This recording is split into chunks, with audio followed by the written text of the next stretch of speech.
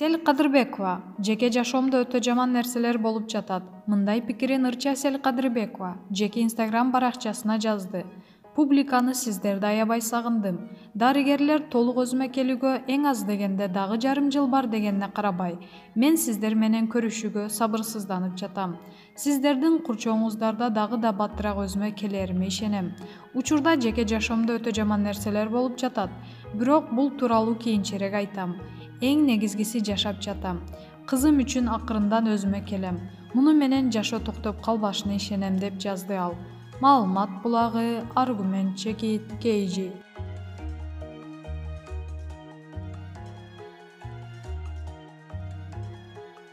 Назира Айтбекова. Мурун эркек болгонду каалап, аялдыгымды жерүүчүмүн. Актриса, блогер Назира Айтбекова мындай пикирин жеке баракчасы аркылуу билдирди. Кызыгы аялдан дээрлик курбу күтпөйм, сырдашпайм, бирок аялдын таламын талашкан жерди кызыл чеке, айгайды салып талашам. Феминист эмесмин, бирок эркекти тебелеген, эркекти сыйлабаган, эркектин намысын жер менен жексен кылган аялды жаман көрөм. Балким тарбиядандыр, балким жаратылышта аял эркек ар кимин өз орду болушу шарт деген ойдо болгонумдандыр, ким билет. Мурун эркек болгондо каалайт элем. Досторум братишка, брат, үкөм эркексин десе дардаңдап сүйүнчүмүн негедир. 23 февралда мырзалар менен катарлаш мага да кутуктоо көп келчү. Азыр ал нерсе жакпай калды. Чоңойгон сайын аялдын, эркектин орду бар экенин түшүнүп келе жаттам сыягы. Же өзүмдүн мурун аялдыгымды жеригендирмин да, азыр кабыл алып жаткандырмын. Азыр ушундай аял болгум келген каалоо чыкты. Сулуу, назик, илбереңки, акылдуу, амалдуу эрке болгум келип турат. Кара күчтүү, түйшүктү оодарып коюп, эркелегим келип, жыл өткөн сайын каалоолор, сезимдер, ой жүгүртүүлөр болуп көрбөгөндөй өзгөрүп турат сыягы. Өтө кызык, дейт актриса. Маалымат булагы Аргумент Чекит KG.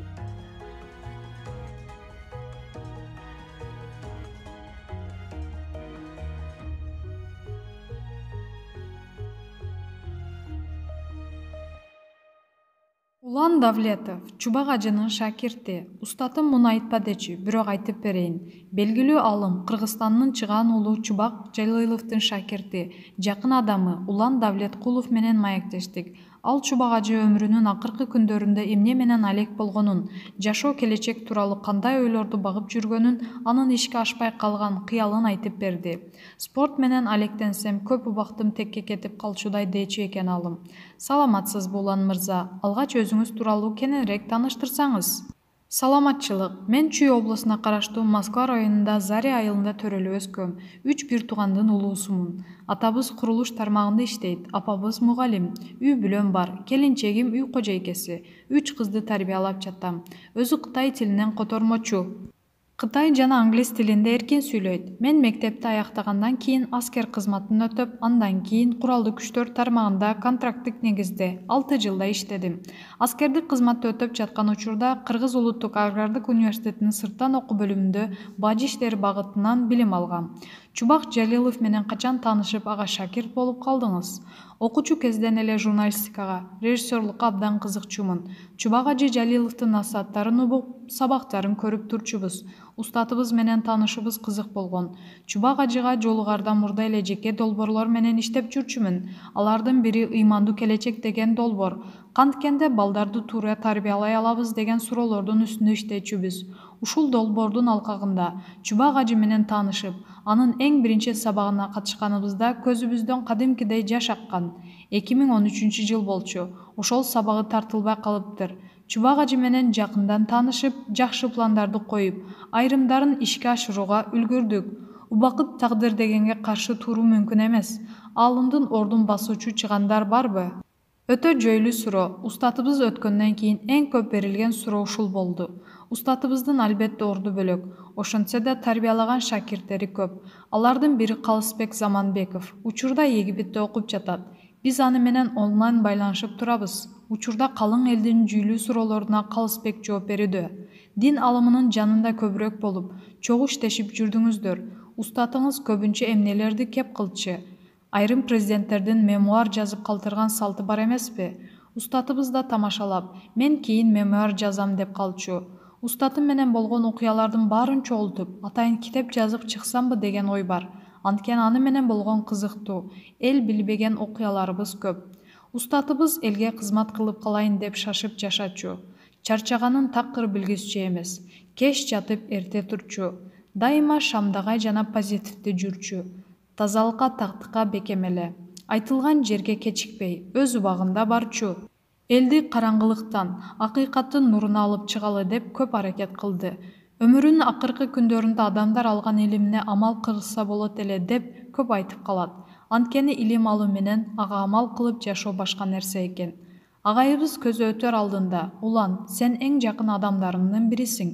Мага Кудайым сени өзү жөнөткөн" деп тамашалап айтат. Бул сөздү устаз Чанда гана айтаар эле. Бирге жүргөн күндөрүңүздү тууралуу айтып берсеңиз. Чубак Жалиловдун кандай максаты ишке ашпай калды? Устатыбыз кичипейил, кечиримдүү, акыйкатты бетке айткан эр жүрөк болчу. Бир жолу бирөө жолугушууга кетиптир. Ал маалда устатыбыз ооруп жаткан эле.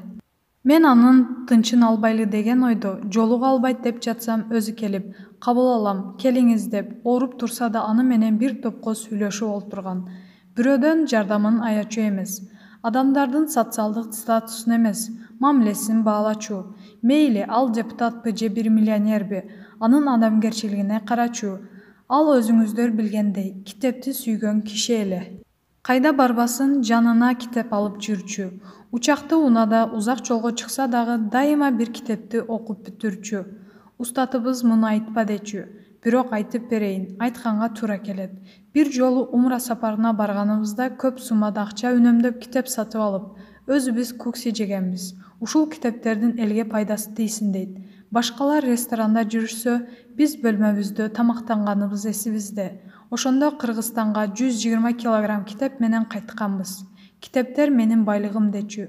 Устатыбыздын китепканасында тонналаган китептер калды. Акыркы күндөрү жаштарга көбүрөөк маани беришибиз керектигин көп айтып калган. Алымдын үй бүлөсү менен байланышып турасызбы? Уулдарынын ичинен анын жолун жолдоочулар барбы? Албетте, үй бүлөсү менен катташып турабыз. Устатыбыз кичүү баласын, атын айтпай эле турайын, менин жолумду жолдосо деп калчу. Ал азыр 4-класста окуп жатат. Чындыгында анын алым боло турганын дарамети бар. Ортончу баласы Египетте билим алып жатат. Улуу баласы Борбор шаарыбыздагы жогорку окуу жайлардын биринде окуйт. Ал дагы илимге кызыгып жүрөт. Ден соолугуна кайдыгер мамиле жасачу эмес беле. Ооруканага эртерээк кайрылса, балким баары башкача болот беле. Адам ийгиликке жетүү үчүн бир нерсени курмандыкка чалат. Устатыбыз өзүнүн ден соолугун курмандыкка чалды десем болот. Анткени спорт менен алектенсем, көп убактым текке кетип калат. Элге пайдалуу иштерди жасап калайын деп эле чуркап жүрчү. Өзүнүн ден соолугуна анча көңүл бурбагандыгы да ошол себептен болсо керек. Ооруганын билчүбүз. Колубуздан келишинче аракетибизди кылдык. Көзү өтөр астында 5 күндөй жакшы болуп, өзүнө келип калган. Бирок жакын досторунун удаасынан каза болуп калганына катуу кайгырды. Бул оорусунун күчөшүнө себеп болду окшойт. Ал күнү деле жолукканбыз. Досуна арнап макала жазып жаткан. Ошол күнү түнкү саат 12 өткөндө балдар: "Устатыбыз ооруканага жатып калыптыр" деп калышты. Артынан барсак эле ушундай окуя болуп кетти. Эртерээк алып барсак болмок экен деп өкүндүк. Бирок тагдырга баш ийип арга жок болот. Устатыбыз эгерде пенденин алдында жаманды күтүп турса, анда азыр өтүп кеткени жакшы деп калчу. Анын акыркы сапарга узатып жатканда эмнегедир кайра бат эле жолугушчудай сезимдер боло берди. Маегиңизге рахмат. Маалымат булагы Суперчекит KG.